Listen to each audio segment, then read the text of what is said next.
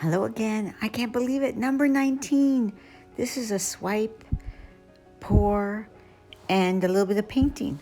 Enjoy. Hey everybody. Thank you for joining me today at Artistry by Rita. I so appreciate it. I really do appreciate it. It is a cloudy day here in Ontario, Canada. And we are in lockdown yet again. I think they've even partitioned parts of the stores so that you can only buy groceries and kitchen stuff. Even the dollar stores you can't buy. Can't wait till this is behind us, guys. Thank goodness for painting. Anyways, I had made this. This was one of my very first paintings. And it's a swipe. And I was really playing around, and someone loved this and wanted to buy it, but I decided I couldn't part with this one because it was one of the first few paintings. So I am going to try to replicate it, even though there is no replicating in this kind of art. I find that every piece is different, and it's a beautiful thing. No two pieces are ever alike. So I'm going to go through some of the colors. All of the colors I may or may not use. So yeah, this may be a long one. I'm going to put that away. And these are the colors that I may use. For the bottom, I've got Art Minds Harbor View, which is sort of a greeny blue. I've got Cobalt, Artist Loft Metallic Cobalt Blue. There's a ton of, now I've made this, I believe this is Green Blue, Artist Loft Cobalt Metallic, and Craftsman, Craftsmart Grass Green. I've made that myself. And let's see here, I've got some golds. I've got Folk Art 14 karat gold. I've got a yellow here, Liquitex Basics, a yellow oxide. I've got here an Art Minds Sandy Beach. I've got the Craftsmart Green Grass by itself. I've got Craftsmart Silver Metallic. And then I've got some other ones that I've pre-mixed. It's just a greeny, bluish, sagey, something. And I've got some leftover paint here, and this is all mixed too. So now all my paints are 2 parts floetrol, 1 part paint, and approximately 1.5 parts water. You do want a thicker consistency for a swipe. And for my sky, I'm probably going to do a few of little dabs of these. This is just Craftsmart Metallic Blue. It may be a little too dark, so I may not use it. Artist Loft Turquoise Metallic White. I may put a little bit of my house paint white here. Yeah. And for the flowers, these are all sort of mixed by myself. I have a blush color, which is really just red, lots of white, Artist Loft colors. And I've got Dusty Rose. I've added gray to that, red, white, and this is Artist Loft Deep Magenta. Okay. So, as you can see, I've already taped. I wasn't always taping them, but now I'm starting to like the way they look when they are cleaned up at the back. And I have already sprayed my canvas. Hear that? It's nice and taut. I have my little dirty area here, my sticks, my little cookie cutters with the, not the sharp side out, and that'll support the painting nicely. It's already level. We're good to go there. And I tuck them in a little bit so I don't have to deal with. I'm just getting my paints out of the way. All right, so what I'm going to do is I am going to start by putting a little bit of my pouring medium on this. Just a little bit, just a smidge. This is 2-to-1 floetrol, and probably this is a little bit thinner than I would normally do it.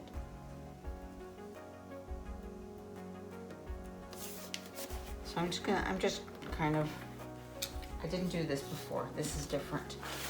I'm going to, what should I use? Should I use this brush? Yeah. Just going to move this around so my other paints can move around easier too. I'm not doing a Dutch pour, so to speak, but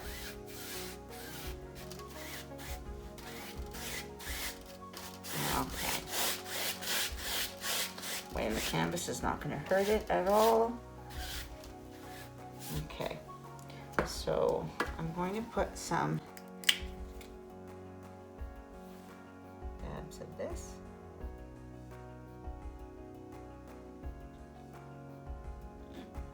Hope you can see it.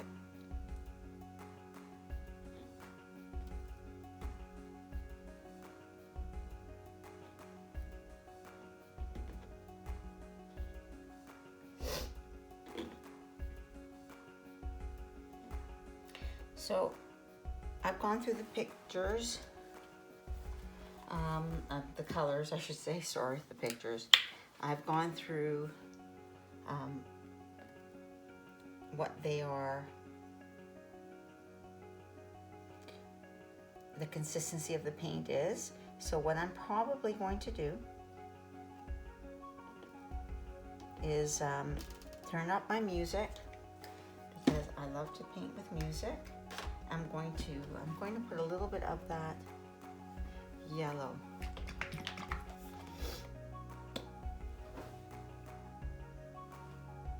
Now this is mixed with floetrol, so it's a lot thinner. And I'm not going to put that dark yellow for now. And so what I am going to do is put on my music, and then I'm going to do a voiceover.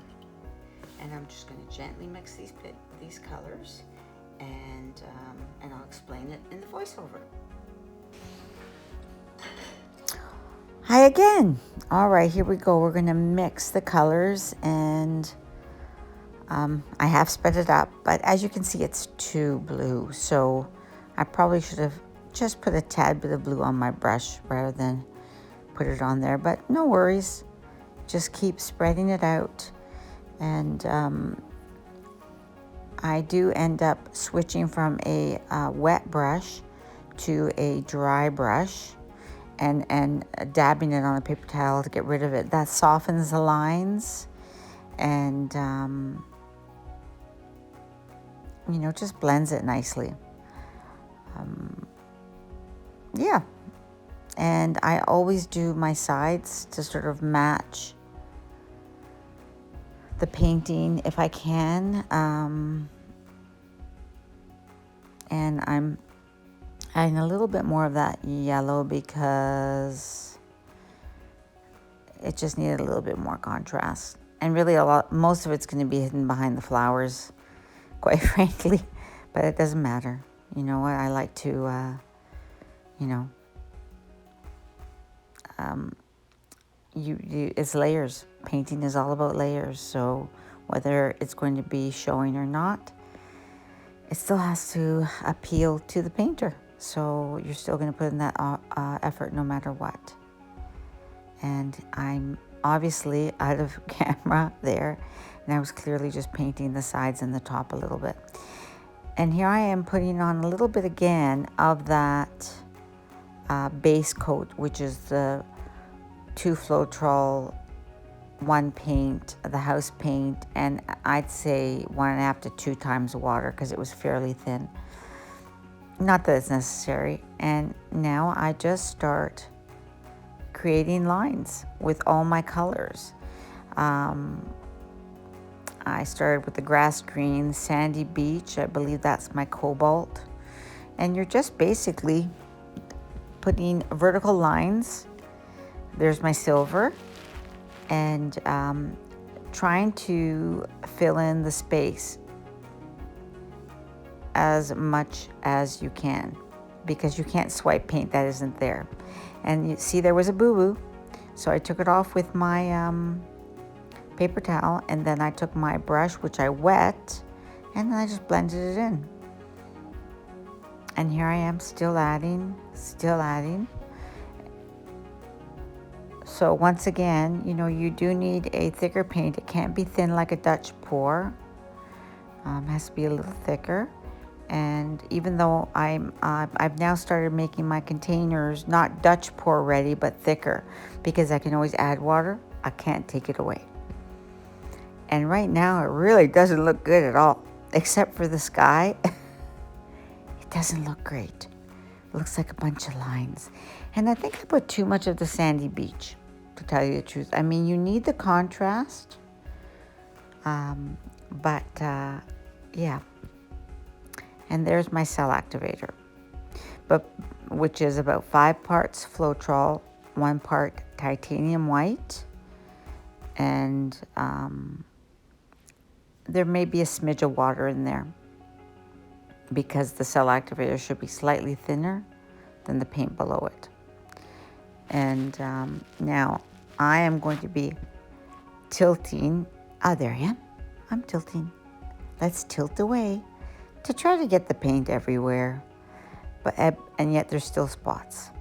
So one could do a base coat and then put your colors on, and then there would be no need to cover every square inch, but I don't mind doing it this way. And here I am trying to, you know, smush some color on the sides, because I won't have the opportunity, because I'm swiping up, not down, so I won't have the opportunity to bring that to the sides. Now I just showed you a small thin piece of page divider. It's basically not as thin as a pencil, double the size of a pencil, and it kind of has a point to it, which you'll see at some point. I dip it in the cell activator, which, as you can see on the right, the paint drippings got into my cell activator, so duh on me for putting it below the painting, but I'm still using it, and I do wipe it up at some point. So I start at the bottom and then work my way up, and immediately I get cells, and every time I do clean it on paper towel before I go back into the cell activator. And this is not a 2-minute painting. I go back and forth. The way I do it is I don't go right beside. I move over every couple of inches, and then I go back and kind of fill in, and then I try to make different heights, because you tend to do the same one. So I'll go out, I'll come back in. I'll go out towards the center, I'll come back in. And I am going to try to make some taller ones, because that's where the flowers will grow from, and that's probably one of them right there. And you'll notice that once you get to the sky area, which is now drying because there's very little paint on it, it's nothing like fluid paint, your swipe kind of stops abruptly, and you can't get that nice point that I like. But not to worry, I go back over, and I do that with you here today with a fine tip brush, and I give it that little fine tip. So just keep going, enjoy the process. And I actually really love the color combination here. The other one was really nice, but there were more greens. I like the play of the greens, the blues, the gold in this painting. It's more abstract, but I actually really did appreciate it, even a little bit more than the original. And you don't want to always go up. You want to go in different directions. I mean, not crazy directions, but and have them cross over one another. But it's a lot of fun, this painting. It does take time, absolutely, but it's well worth it. What would you call this? A controlled swipe? I have to show you. I did a one of a girl and her hair, and I separated each part of her hair in a controlled swipe. And that's one that I didn't take a video of, so I'm going to try to replicate it as well. And because it came out really beautifully, and once again, more work, but I don't mind it. Sometimes when I do a painting and it's too quick, it's like, now what? I love the process of it. So I love the fact that even after I finish the video part, I will definitely go back and I will fiddle with it more. Now, unfortunately, somehow, for some odd reason, the flowers were not taped. So all I did was I put a blob of the base floetrol house paint mixture with water, and then I put my dusty rose and pink and basically blew on it like a Dutch pour. And then I sort of painted in a little bit with green of the bottom, you know, that little, is it called the hip? And I think I have a little close-up of that at some point here. But you get the drift. It's not perfect. It's not perfect. You know, they are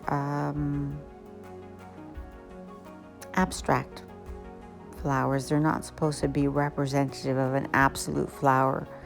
But of course, that's up to you. You know, and I actually wanted to do, is it hyacinths? That's what I was going to do, or lavender, and I kind of forgot. And there you see one. And I created that little plastic doohickey myself because I found that the straws just aren't long enough. And but the straws are nice because you get more of a direct hit. But I'm going to play with that more because I don't like the way that looks. Okay, now I'm joining them.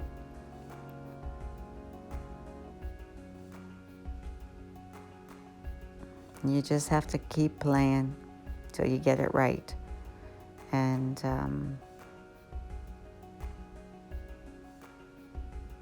yeah, you just keep going. There was too much green in that one. And too much green in that one too. Now with the other one, I did do sort of dots in sort of a circle. And I got more petal-like formations, more flower-like pink flowers. But it's okay. I like these too. I love the freedom of impressionistic, abstract, I don't know what you call it.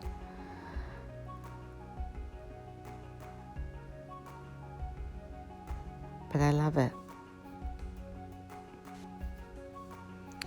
Shortly there'll be a close-up of one of the flowers, and you can see the bottom, and see how I bring the grass up in front of the flower as well. And I start to play with everything, giving them little tips. I have a very fine brush and I just go through it. And I wanted to ask you if you're still hanging around, if you would please like, subscribe, comment. I try to do videos 2 or 3 times a week. The goal is 3, but sometimes it's only 2 depending on life, you know. And yeah, it would be so great if you could do that. I would really appreciate it. I would love to hear your feedback. Would love you to comment, and I am really great at replying, I promise. And here I just wanted to give you a close-up of what it looked like. Here's a close-up of the cells and the blades of pseudo grass, artistically imagined. And here are the final whole results, wet. And here are the dry results. It's really quite lovely. And these are unvarnished. Anywho, thank you for joining me today. Ciao.